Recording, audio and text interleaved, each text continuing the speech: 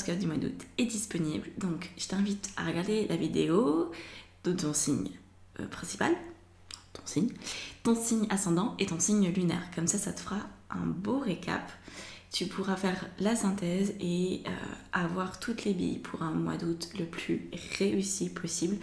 Pour tous les signes, c'est challengeant et pour tous les signes, il y a une thématique centrale qui est de prendre sa place, avec des nuances pour chaque signe.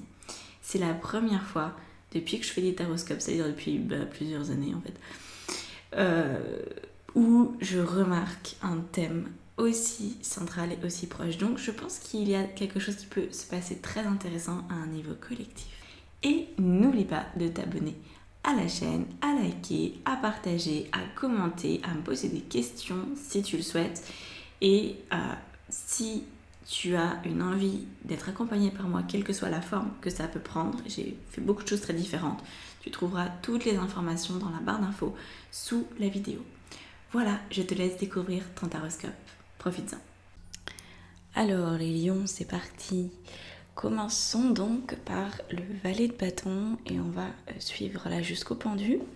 Et on parlera évidemment des deux cartes ici qui ont beaucoup de choses à te raconter. Donc déjà, le valet de bâton ici, il représente la synthèse, l'état dans lequel tu arrives à la fin du mois de juillet. Apparemment, tu as dans la tête une idée, mais on sent que c'est les balbutiements de l'idée. Elle est incomplète encore cette idée, en tout cas elle n'est pas mature, donc tu ne peux pas la mettre vraiment en action, ça reste une pensée, ça reste une idée, un concept disons.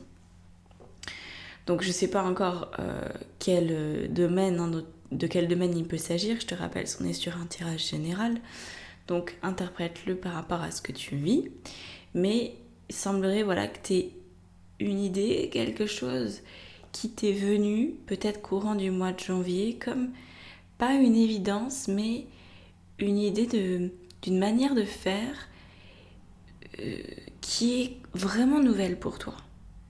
Tu vois, c'est pas une idée par exemple, de partir en vacances, une idée de changer de voiture, ça c'est des idées normales, entre guillemets. Là, c'est une idée un peu différente de ce que tu as l'habitude d'avoir dans ta tête. Mais je te sens encore un peu dans la semoule avec cette histoire et pas encore à même donc de passer à l'action. Mais tu vas voir que d'ici la fin du mois d'août, ou peut-être mi-août, ça dépend des lions, ça dépend de votre efficacité à chaque lion là, qui écoutait ça, eh bien on a la reine de bâton qui en fait est la suite du valet. Donc apparemment tu vas pouvoir passer à l'action à un moment donné pour réaliser cette idée. Donc développons un petit peu plus. On remonte et on utilise là la roue de fortune. Donc la roue de fortune nous parle de tes circonstances de vie. Donc les circonstances, je le rappelle, ce sont des choses qui sont neutres et vérifiables.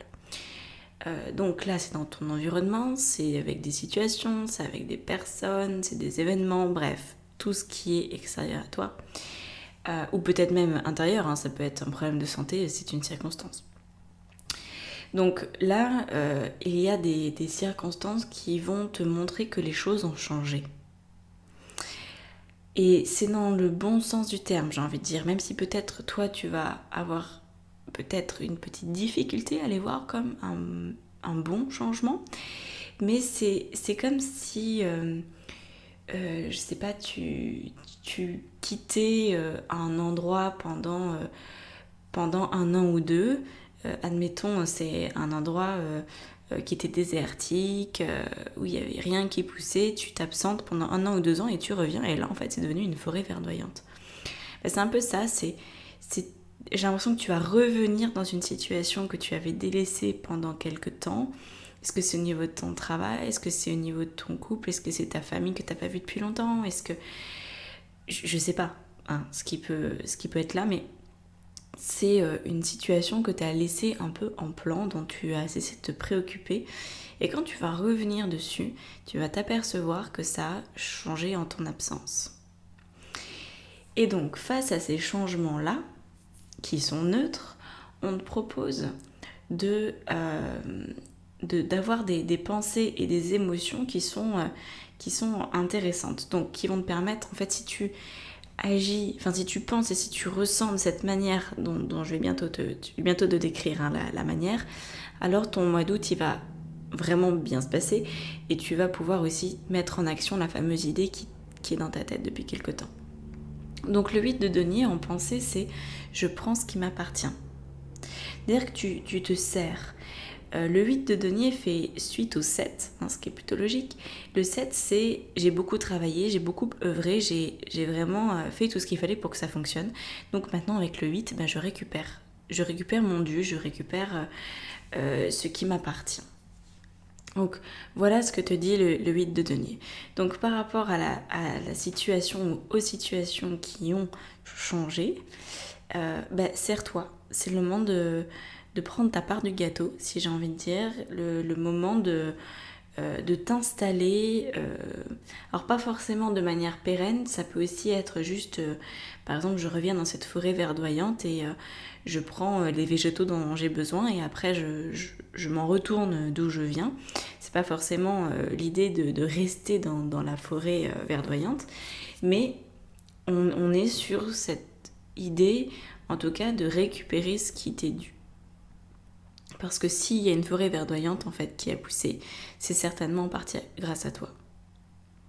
Donc tu peux te servir. La nature, tu sais, elle est abondante, donc elle autorise et même elle demande à ce qu'on se serve dans la limite de ce qu'elle peut fournir bien sûr. Mais là c'est un peu l'idée, tu sais, des arbres fruitiers. Je sais pas si tu sais ça, mais un arbre fruitier, si tu laisses les fruits sur l'arbre, ils vont commencer à pourrir et ils vont finir par tomber. Et en fait, ça envoie un signal à l'arbre que ça sert à rien qu'il donne autant de fruits. Et donc au fur et à mesure du temps, il va en donner de moins en moins parce que les fruits ne sont pas ramassés. Quand un fruit est là, il faut le manger. C'est le but du fruit. Et après, on récupère les graines et on reprend le processus de A à Z. Donc là, il y a des fruits qui sont mûrs pour toi dans ta vie dans certains domaines, quels qu'ils soient. Tu sais certainement de quoi je parle. Donc, sers-toi. Et ça va te permettre de combler un manque. Le 5 de denier nous parle qu'il y avait dans cette situation précédemment, avant les changements, il y avait un manque, la sensation que ce n'était pas suffisant pour toi, que tu n'arrivais pas à trouver ton compte finalement dans ce domaine, dans cette situation de vie. Et donc aujourd'hui, au mois d'août, tu vas pouvoir inverser cette tendance. Tu vas pouvoir peut-être enfin trouver les fruits qui t'ont tant manqué jusqu'à présent. Par exemple, dans ta relation de couple, si l'autre a changé sur les points que tu voulais voir changer, que tu voulais voir évoluer, tu vas pouvoir profiter de la présence de ton cher et tendre ou de ta chère et tendre pour vraiment, voilà, tu profites de sa présence, tu profites des moments partagés et c'est peut-être quelque chose qui te manquait avant. Ou alors dans ton travail, si ça se passait très mal et tu reviens après une période de congé et en fait tu te rends compte qu'il y a eu du changement peut-être dans l'équipe, qu'il y a quelqu'un qui a démissionné, que je sais pas, il peut se passer tellement de choses ou que simplement les gens se sont dit mais on va juste arrêter de se prendre la tête pour rien et tu te rends compte que l'environnement est différent et plus accueillant, tu vas peut-être pouvoir avoir plus confiance dans ta hiérarchie ou prendre plus de plaisir à travailler, ce qui pouvait être un manque dans le passé, de pas t'épanouir professionnellement. Donc c'est vraiment dans tous les domaines, je te donne des exemples pour que tu puisses les mettre en pratique dans ta vie. Et donc au final, quand tu as cette pensée de je prends ma part, voilà, j'ai fait ma part, donc maintenant je prends ma part, ça vient combler ce manque-là, donc ça me permet d'être plus stable, ça me permet de prendre du plaisir dans ma vie, c'est le début du plaisir, c'est juste la sécurité. C'est-à-dire que la sécurité, on n'est pas encore dans le plaisir de vivre, mais on est dans j'ai comblé mon besoin le plus élémentaire, tu vois. Donc c'est la base en fait, la base de la vie, c'est t'as besoin de te sentir en sécurité dans ta vie, sinon tu es vraiment bloqué partout. Voilà. Parfois on croit que c'est l'amour qui est notre besoin premier et en fait c'est la sécurité. Parce que sinon tu as un stress qui est toujours présent et qui est très gênant dans les autres domaines de vie. Donc ici ça te mène à une reine de bâton. Et la reine de bâton, elle va avoir, donc elle est dans la position de l'action, hein. Au niveau de l'action, tu vas pouvoir enfin déployer l'idée que tu avais au départ. Et peut-être que tu vas la déployer d'une nouvelle manière. En tout cas, c'est la sensation que ça me donne, parce que tu vas la déployer comme si c'était le premier jour du reste de ta vie. Tu vas pas la déployer en fonction de ce qui a pu se passer. Et c'est là où on va interpréter cette carte du 8 de coupe. Parce que le 8 de coupe, c'est ta carte de focus, c'est ta carte de point de vigilance pour ce mois d'août. Donc important de bien le garder en tête, celui-là. Le 8 de coupe, c'est j'ai été déprimée, ou j'ai peut-être encore une tendance à ressasser, à être dans mon passé, à me reprojeter dans mon passé. Du coup, il y a des parts de moi qui continuent d'exister. Dans un passé qui n'existe plus mais qui m'a fait souffrir et qui a été compliqué, et du coup là le but du jeu c'est de rester au présent, et donc c'est de faire tes choix comme si le passé n'existait plus, parce qu'en fait le passé n'existe plus. La seule chose qui existe, c'est les apprentissages que tu as en fait de ton passé, les leçons que tu as apprises, les souvenirs, mais n'agis plus en fait comme si ton passé était encore vivace. Ton passé est passé. Donc là, la reine de bâton, c'est la manière dont elle te propose d'agir, plutôt de mettre cette pensée, cette idée-là que tu avais au départ. Tu vas pouvoir la mettre en place, mais avec le point de vue de il y a du changement en fait. Il y a du changement, donc je peux plus mettre en place mes actions comme dans ma situation passée. C'était forcément différent. Par exemple, pour reprendre l'idée du couple qui allait peut-être pas très bien, eh bien, tu avais peut-être envie de partir en vacances. Aujourd'hui, tu vas te dire, je pars en vacances, peut-être pas seule comme je l'envisageais, mais je pars en vacances avec la personne que j'aime, parce que ça a changé, il ou elle a changé, donc il y a quelque chose qui est de nouveau possible. Donc oui, l'idée de partir en vacances était bonne, mais peut-être la manière de le faire, elle va changer. C'est pas je pars en vacances toute seule en fait, c'est je pars en vacances avec l'autre. Ou dans mon travail, si j'avais envie de prendre entre quatre yeux un de mes collègues parce que vraiment j'arrivais plus à l'encadrer et fallait que je lui dise tout ce que j'avais sur le cœur, et pour qu'on essaie de trouver une solution, et que là tu t'aperçois que ce collègue il a changé, on sait pas comment, on sait pas pourquoi, mais qu'il a changé, et tu vas peut-être aller lui parler, mais tu vas peut-être certainement pas lui dire la même chose. Tu vas peut-être simplement le remercier d'avoir changé, et tu vas peut-être lui dire mais ouais, c'est génial, je suis soulagée, on va pouvoir vraiment s'entendre et faire du bon travail ensemble, tu vois. Donc, inclus le changement pour pouvoir agir en fonction de cette nouveauté. Et ici, on a le pendu, donc qui vient en fin de mois, fin de mois, milieu de mois. Hein. Encore une fois, tout dépend des vies, tout dépend des interactions que tu vas avoir. Bref, c'est impossible de savoir avec exactitude, mais en tout cas, le pendu, c'est le résultat. Et le résultat, ça va être en fait que tu vas gagner en confiance. Tu vas dire, mais en fait, finalement, quand moi je fais ma part, l'autre fait sa part. Parce que quand moi je me positionne différemment, eh bien, le reste se déroule de manière naturelle. Et j'ai pas à en faire des cases, j'ai pas à m'accrocher, j'ai pas à être dans la force, j'ai pas à être dans la contrainte. Ça se met en place. Donc là, on est sur un gain de confiance en l'autre, plus encore qu'en toi-même. Et je pense que tu vas aussi te remercier. Moi, je sens beaucoup de gratitude pour toi-même, pour ce que tu as réussi à mettre en place ces derniers temps. Parce que réussir à sortir de la déprime, de la mélancolie, de toutes ces énergies un peu lourdes et un peu plombantes, ça demande du courage. ça demande aussi quand même de la résilience. Donc là, il y a une confiance qui s'installe, qui est une confiance tout en douceur, tout en souplesse,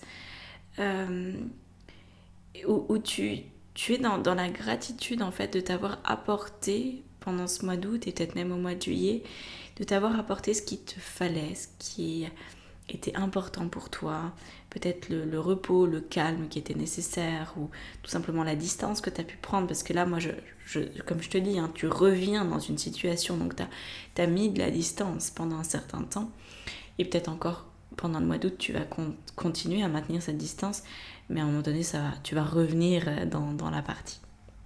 Donc voilà. Et ici, au niveau du message de tes guides, de tes anges, appelle ça comme tu veux, tu as un 10 de bâton. Donc le 10 de bâton, il va être pour te dire, mais juste garde en tête que tu n'es pas là pour porter le poids du monde.